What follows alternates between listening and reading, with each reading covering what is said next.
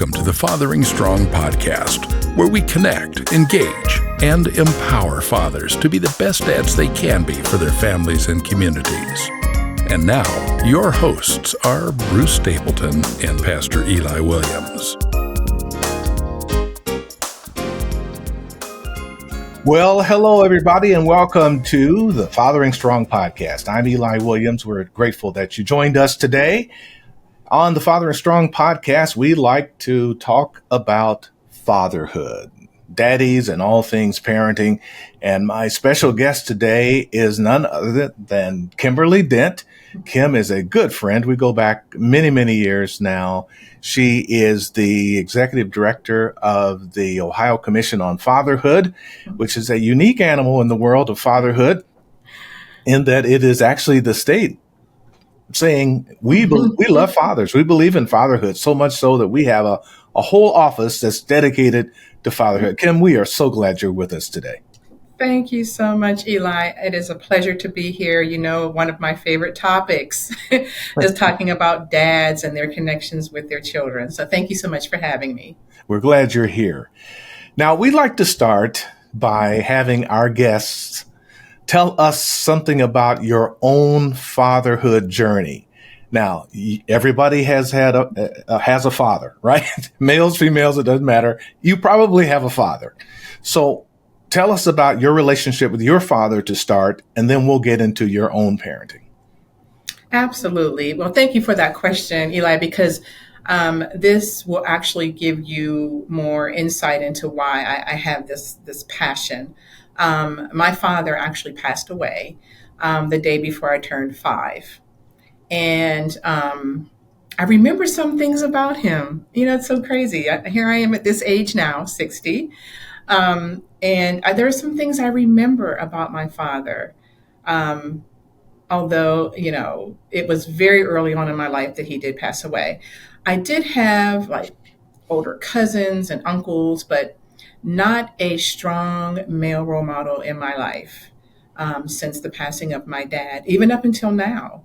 And so I made some pretty not smart decisions as a young lady because of the lack of a strong male role model in my life, or my father in my life.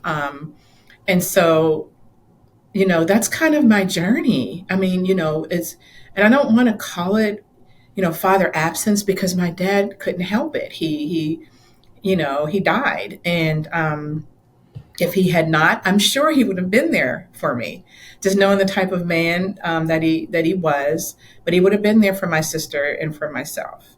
And so again, that's why I feel like, you know, every day I get up in this work, I feel like I'm doing this.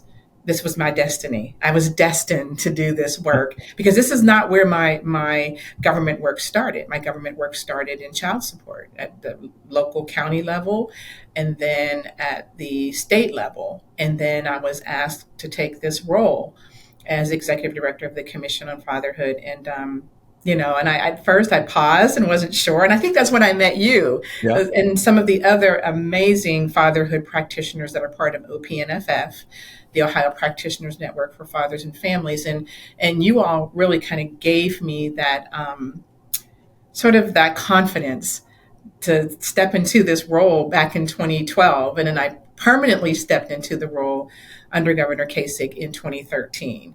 And I'm still here. So, so I feel as though I was just destined to be in this seat. I didn't know that at first, but just, you know, as the years went on and looking at my life, not having a father or a strong male role model in my life kind of really helped me do what I do, and still helps me do what I do today.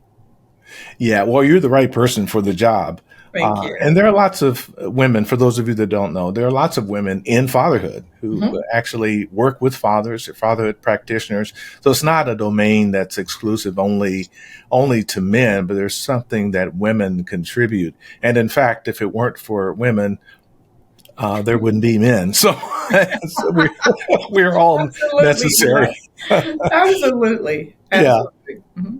And one of the other things that I think you bring to the table is your experience through parenting through divorce, separation, divorce, and all of that. Mm-hmm. I think even in that you have. I think your journey equips you with some important insight Yes. into co-parenting of parents who are not married or were never married, but they don't live in the same house, but they share the same children. Talk to Yes. us some about that. Oh, okay, absolutely. So yes, I am divorced. First of all, I have three grown children, amazing children. They don't like me calling them. I don't know what they want me to call them. Adult kids. I don't know, but they are 38, 29, and 24, and their dad and I are divorced. Um, but and they were pretty young. The one was just in college, first year. The other one was, I don't know, maybe she was 11 or so.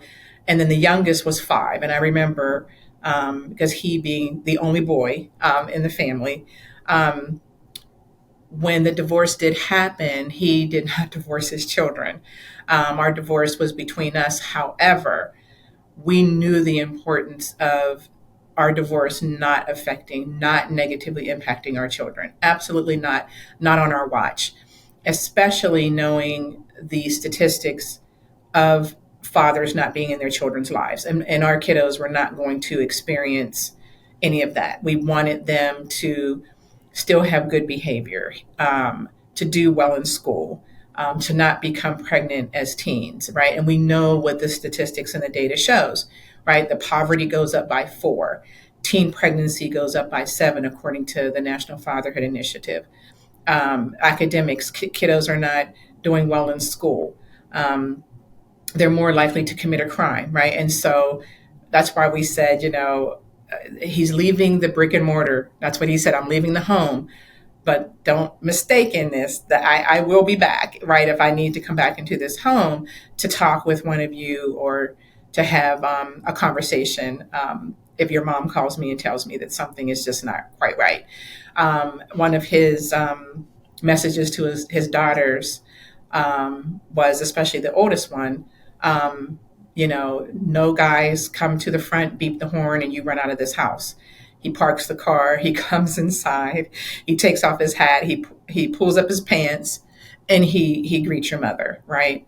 And if we both need to be here to meet him, then that's what I'll do. I'll be here as well.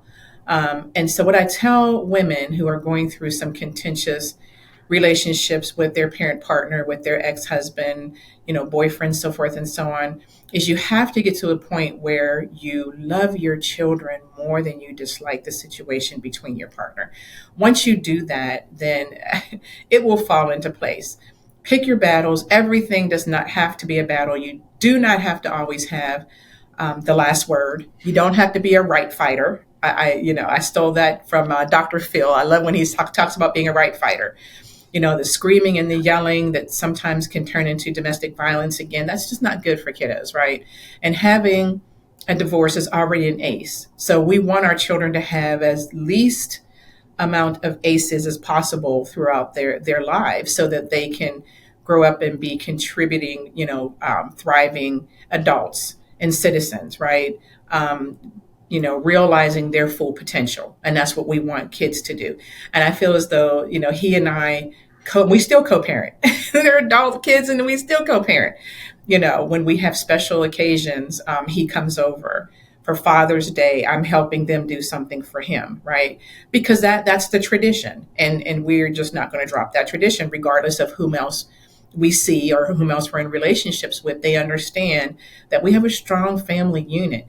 And it really helped our children kind of get through those years of he and I not being together because, especially the younger two, and especially RJ, being the only boy who's now in the Navy. He's in Spain.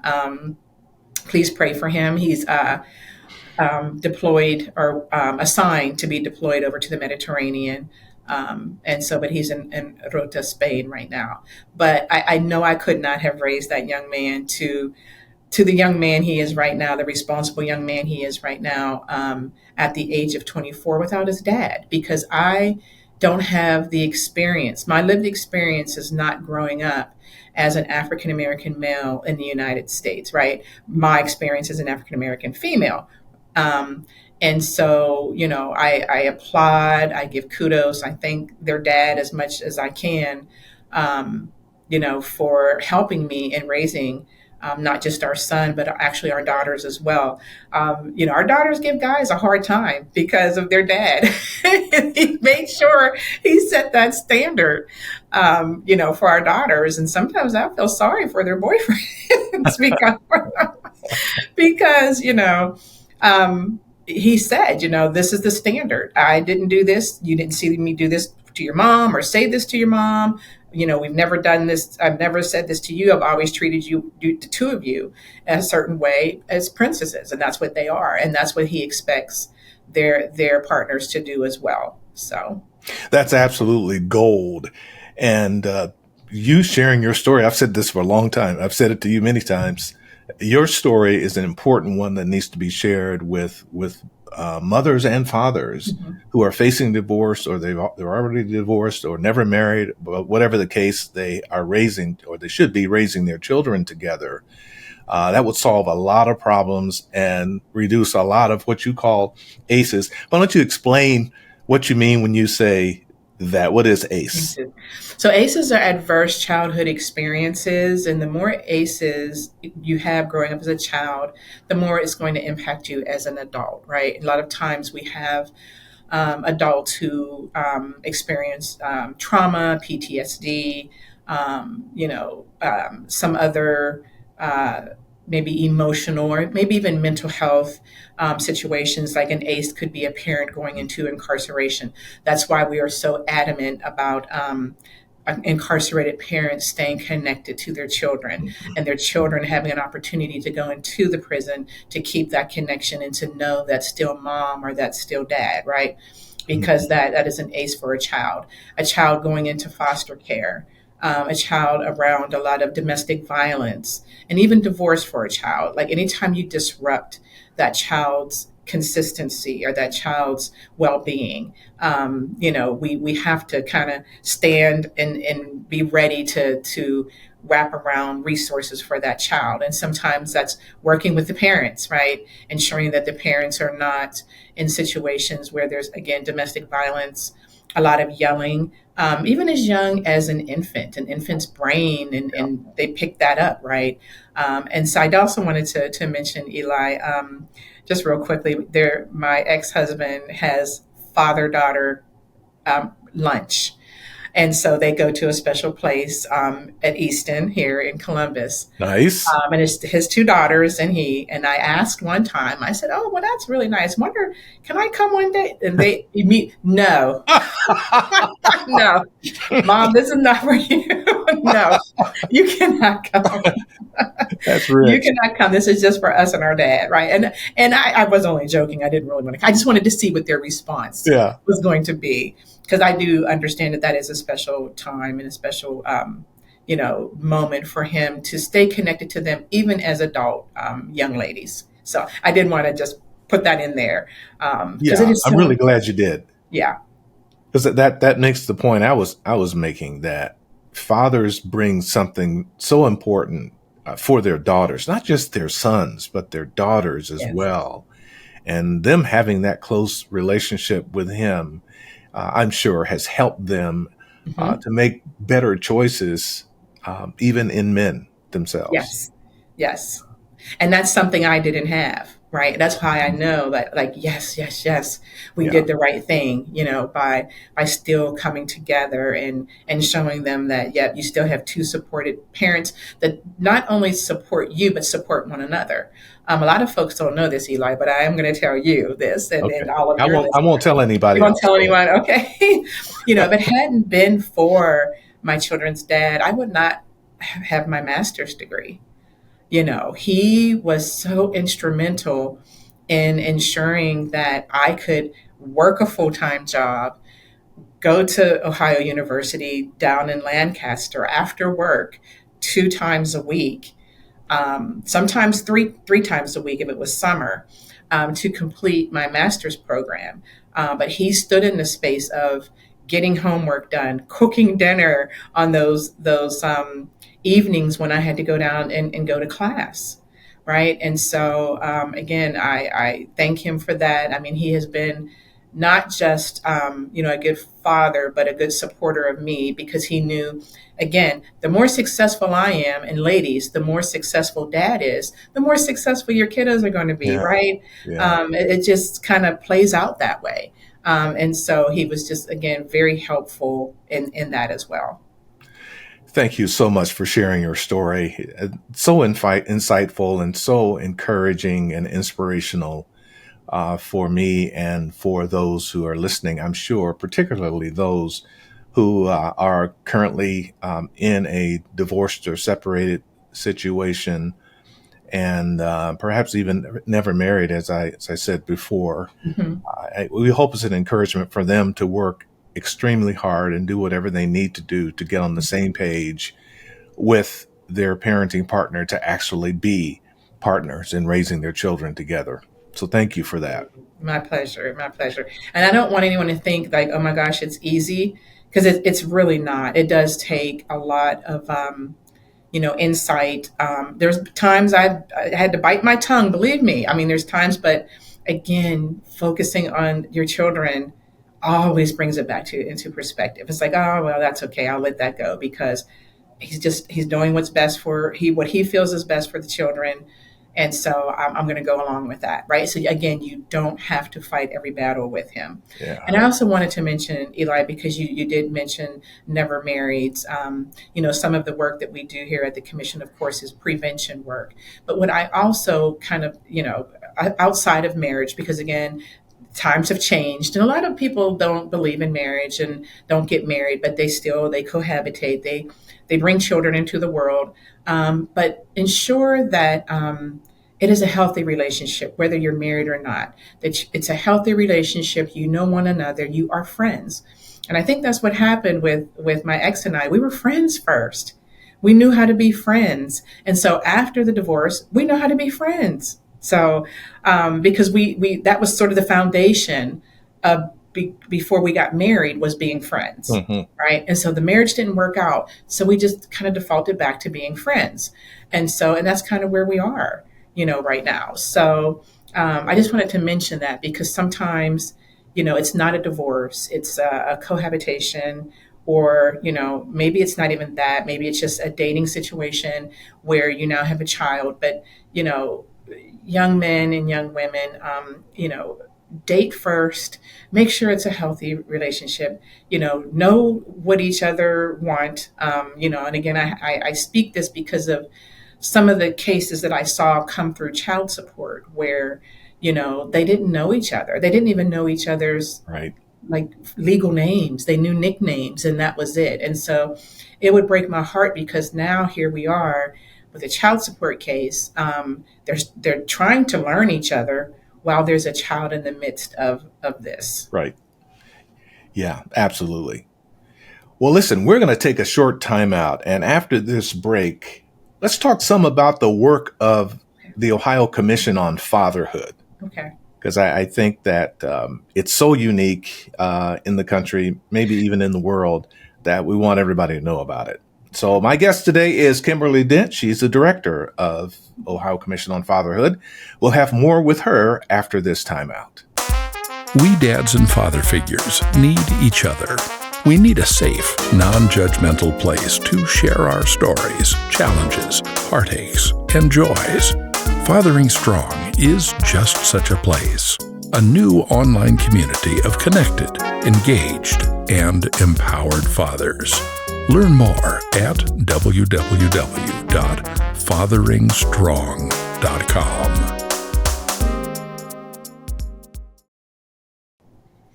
Welcome back. I'm Eli Williams. This is the Fathering Strong podcast, and my guest today is Kim Dent. Kim, again, thanks for being with us today. Let's talk some about Ohio Commission on Fatherhood. What is it and what does it do?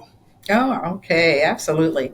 So the Ohio Commission on Fatherhood is a statutorily required commission We are in Ohio Revised Code 5101.34, and we have been in that code since 1999. A lot of folks don't know we've been in Ohio law and statute that long.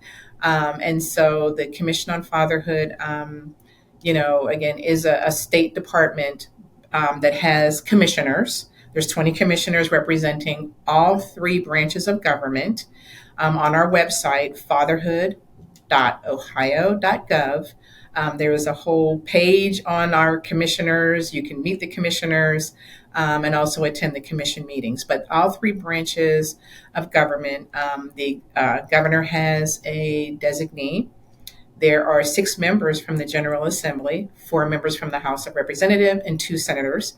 It is bipartisan, so we have Republicans and Democrats on the commission.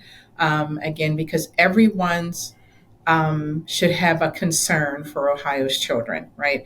And that's why it is bipartisan. So I have support from both my Democrat Party and my Republican Party. And then there is representation from the Ohio Supreme Court Justice on the commission. The governor also appoints 5 members of the public to the commission. There is an application on the website, so if anyone is ever interested in serving as a commissioner, again, please complete the application. It goes to the governor's boards and commissions website. And that's how the folks from the public are selected. And then there are seats from different state agencies where we have common populations of people we serve. So there is a seat for the Director of Mental Health and Addiction, Department of Health, Department of Rehabilitation and Correction, Department of Youth Services, where we sometimes have young fathers in the DYS system. There is a seat for the director, my director here at the Department of Children and Youth, DCY, and the executive director of Families and Children First Council. So again, all of that is in statute. Those seats are statutorily required. I also have staff. I have staff here. We are TANF funded, Temporary Assistance to Needy Families, where we do fund programs. And so there are 4 purposes of the commission. Some folks don't know what those 4 purposes are, but they are funding programs, which is where the majority of my budget goes, which is the faith-based and nonprofit, boots on the ground, feet on the street organizations like Urban Light Ministries, to help engage, serve, and educate, empower fathers and their families in the communities. We also recommend policy. I am a huge policy person, Eli. I think I had told you that before. Anyone that knows me well knows Kim's saying, if policy doesn't make sense, if it's not father friendly and father inclusive, if it takes our families in a different direction than what they want to go in, then we at the local, state, and federal levels, we need to look at that policy and possibly modify that policy just so that it assists and not hinders the work that's being done in our communities. The third purpose is bringing in awareness to the important role that fathers play in their children's lives. I do all kinds of public speaking. I tell people, I have PowerPoint, I will travel throughout Ohio, outside of Ohio. And as you had mentioned, there are a lot of states looking into Ohio to determine what are you guys doing with this commission and how are you doing this, right? So there are a lot of states that understand that a lot of our societal ills can be, if not fixed, at least addressed whenever we bring dad into the community and bring dad into the fold of the family. And then the fourth is, let me think here, training practitioners and professionals. So there's different fatherhood curricula that's on the website that's either evidence-based or evidence-informed. And we will actually pay the trainer and purchase the kits for anyone that wants to be certified in that fatherhood curriculum that they choose. Now, again, it's important to be trained or have some type of certification in a reputable fatherhood curriculum, because many times when either we as the state or when the Health and Human Services provides their funding from the Healthy Marriage Responsible Fatherhood grants, they will ask what curriculum are you going to use? And we want to ensure that it's a curriculum that we know has been either tested or has some type of positive information behind that curriculum. So we want to make sure that our practitioners are trained. And then every 4 years per statute, we have to have a fatherhood summit. We just had our 2024 summit. So we're not scheduled to do another summit until 2028. But I think that's sort of a long time for us not to come back together as fatherhood family in Ohio. And so we may look at trying to do another summit in 2026, but statutorily required to do one every 4 years. And that's another way for us to train up practitioners. We want to make sure that when they are working with fathers, that they are up on the most important and relevant child support policies and procedures. What's new in the world of child support. What are some of the requirements and under the children's services policies when the child is removed from mom's home?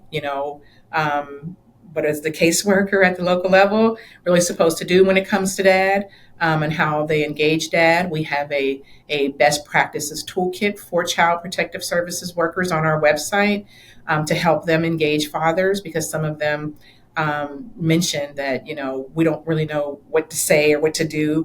People come to work with life, Eli. They come to work with lived experience and implicit bias, and we all have it, right?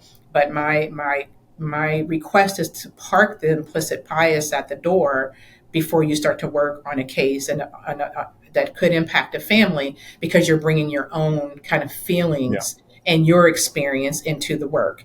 And so sometimes our children's services workers' responses was, I don't have a relationship with my father, or the father of my children, I don't have a good relationship with him. And that's okay. That's work in progress, right?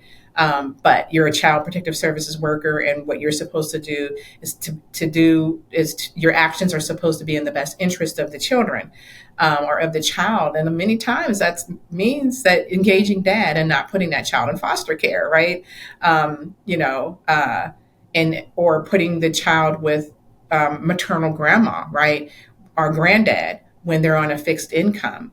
And now we have kinship care cases. We have grandparents who were grandparents, but now find themselves in the spot of being the parent because the child is now on their doorstep.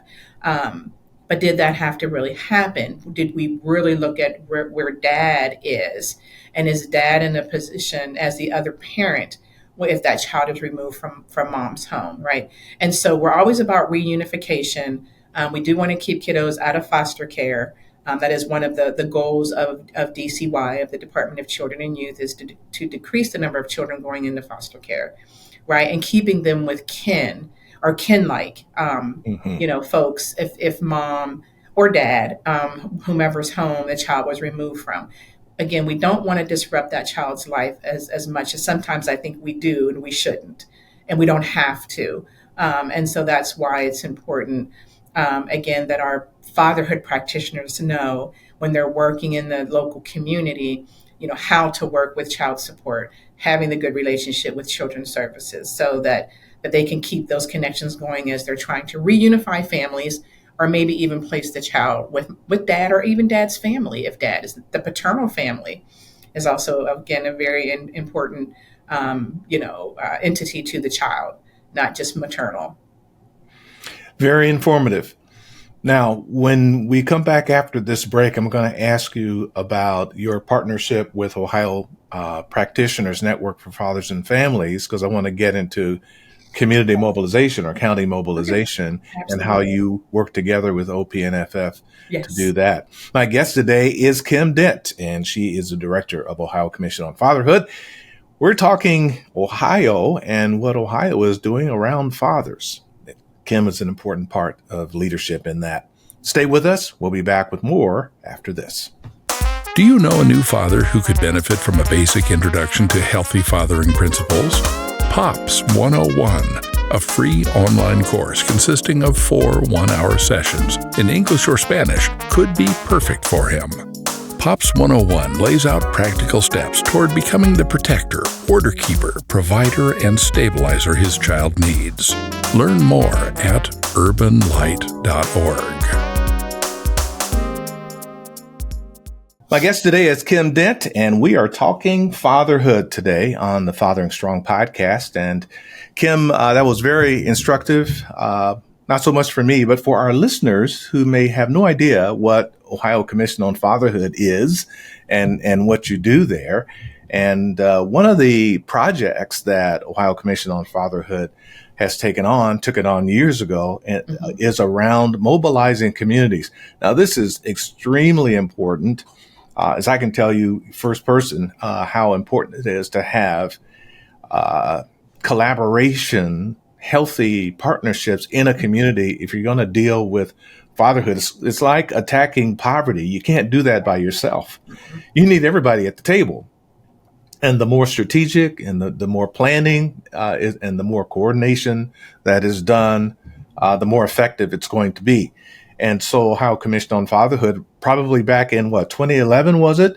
Yes. Started with community mobilization. Share about that and how you work with OPNFF to accomplish it.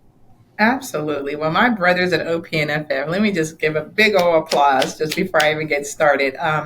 Because again, I don't know if I would even be in this seat without that encouragement. I keep my ear to OPNFF over the years and what's needed, again, in the communities. And that's how we were able to come up with our funding, right, opportunities as well.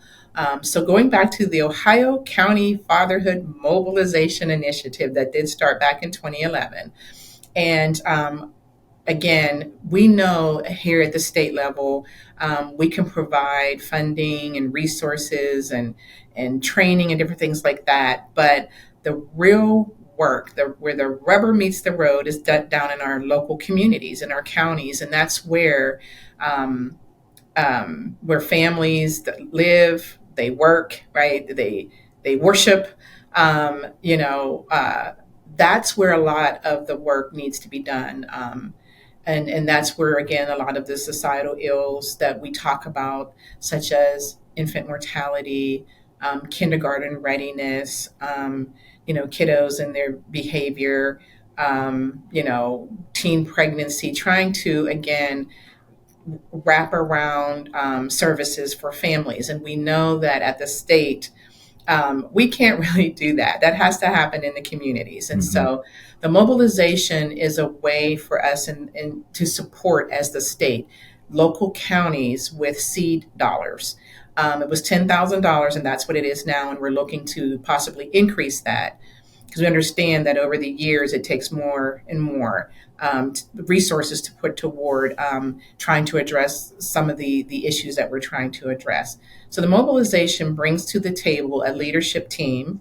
The leadership team has to consist of different entities in the community, like someone from faith-based, so someone from the church or a faith-based organization, a business organization, because again, we want to make sure the businesses understand you operate your business in this community, right? And you want this community to be healthy. And we know that healthy communities come from healthy families living in those communities. And we know healthy families, we're always looking for, fathers or strong father figures, male role models to be there. So again, we know that equals healthy families, which equals healthy communities. And so we ask businesses to be at the table during this mobilization training as well.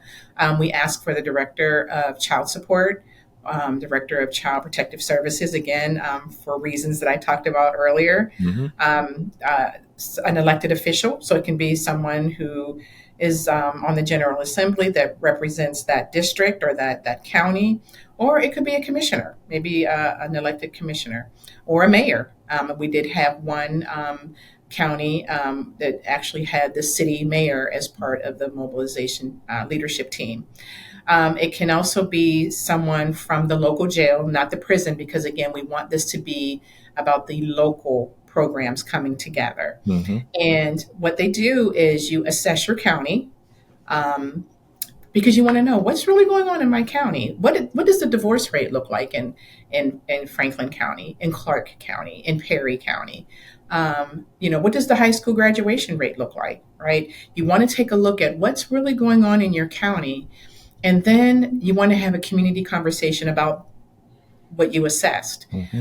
What did, what does the divorce rate look like? What does the high school graduation rate look like? What does the infant mortality, what does the Black infant mortality rate look like? And you have that conversation by inviting other members of the community into the conversation along with the leadership team.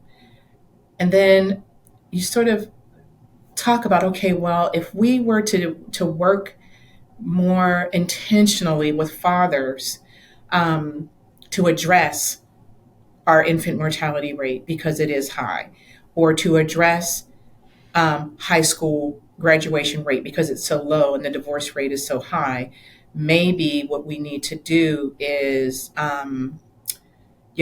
work with divorced families to make sure that the children are okay, so that they're not losing their desire to be in school, right? Mm-hmm. And so maybe there's a correlation, and that is something that one of our counties that went through this found out: high divorce rate, low graduation rate, and is there a correlation? And that's what they kind of had their conversation about. So it's going to look different in each county because each county is unique. Going to look different, absolutely. Yeah. And then once you send an action plan, and after the community conversation, then we will actually cut a check to the fiscal agent, so whomever the fiscal agent is determined to be, and then the team together will move forward with their action plan once we approve the action plan. So again, I want to say, and I'm sitting here thinking, Eli, I want to say we might have 31, 32 counties, and we're getting ready to take another county through this state fiscal year, and we have a few more kind of in the hopper. But we're getting ready to take one other county through this probably in the next month or so. But it's about a 3 to 6 month training, and OPNFF, Ohio Practitioners Network for Fathers and Families, are the coaches. So we don't expect the counties to kind of go through this alone. Here's do this, and then you're kind of by yourself. There's a blueprint, and OPNFF put that toolkit together for us. And so they kind of walk the leadership team through what they need to do, supplying the links to assess their county, so that, what some of the things that you might want to look at that you've heard, like, with Ohio having the high opioid epidemic, what's going on in the county regarding, substance use disorder, right? Maybe that's something that you might want to address. So we actually, just to put it into perspective, we put 2 counties through this at the same time. One was a little small Appalachian county, and the other one was a huge metro county. And the metro county found that they are saturated with fatherhood services and resources. And so what they decided to do was, but they worked in silos. So Eli, I could actually have a fatherhood program here, and 2 blocks away, you have a fatherhood program. And we don't know that one another exists, right? Mm-hmm. Services you're offering could be different from services that I'm offering. But we can share in making sure that father and family receive everything in the kitchen sink. The other smaller county did realize, hey, we have a pretty high divorce rate, and our kiddos are not graduating from high school. Is there a correlation? Well, this is the best time to talk about this. Bring everyone to the table. And this is when you can start to bring together the superintendent of schools, maybe teachers, maybe principal, maybe counselors to the table to have the community conversation with the leadership team. We did have another county that had a high increase in youth crime, that youth were just, running amok. And so they invited to their community conversation their city police department, right? And so they had that conversation. And so the question is, how are we going to bring dads and serve fathers? And how are we going to do outreach to fathers to help to cure whatever, or to help address whatever the situation is in the county? Well, that's excellent work that you're doing, and your partnership with OPNFF and this forward-thinking strategizing around organizing communities to do the work ongoing in a coordinated way within their counties is just amazing. And we appreciate you coming on and talking to us about OPNFF and your about Ohio Commission on Fatherhood and telling your own story of fatherhood. It's all been fascinating, and we're going to have you back because there's a lot. I got a lot more questions. Okay, absolutely. And I know My pleasure. that there are people interested in what we do here in Ohio in fatherhood because it is so unique to states. So thank you, Kim, for joining us today. You're very welcome. And can I give my contact info? I know some folks may say that's all well and good, but everything you can find on the website, which I did give, which is fatherhood.ohio.gov. And then we also have a fatherhood email box that you can email us from the website. But my phone number that rings straight to me is 614-752-0583. We're a part of the Department of Job and Family Services, and now we're part of the Department of Children and Youth, which I thought was brilliant on Governor DeWine's behalf, was to move fatherhood into DCY. DCY focuses on the outcomes of Ohio's children. Again, he wants all children to realize their God-given potential. And knowing that fathers are a part of that equation, we moved over to DCY with other child-serving department. So again, I just wanted to make sure everyone knew how to reach us. If there are any other questions, any follow-up, refer fathers to us. We are funding programs throughout the state, and we would be happy to link Dad with any of our funded programs. So thank you again so much, Eli. Well, thank you for that. And yes, we would be posting your contact information along with the video when we post it. So yes, we do want people to know how to get a hold of you. Perfect. So yes, we'll get together again soon. On another installment of the Fathering Strong podcast. We really appreciate it. Now, for our viewers, we want to remind you that there are lots of other resources available on fatheringstrong.com, www.fatheringstrong.com. Our weekly blog posts are there. We have lots of information. There are courses you can take. There are devotionals.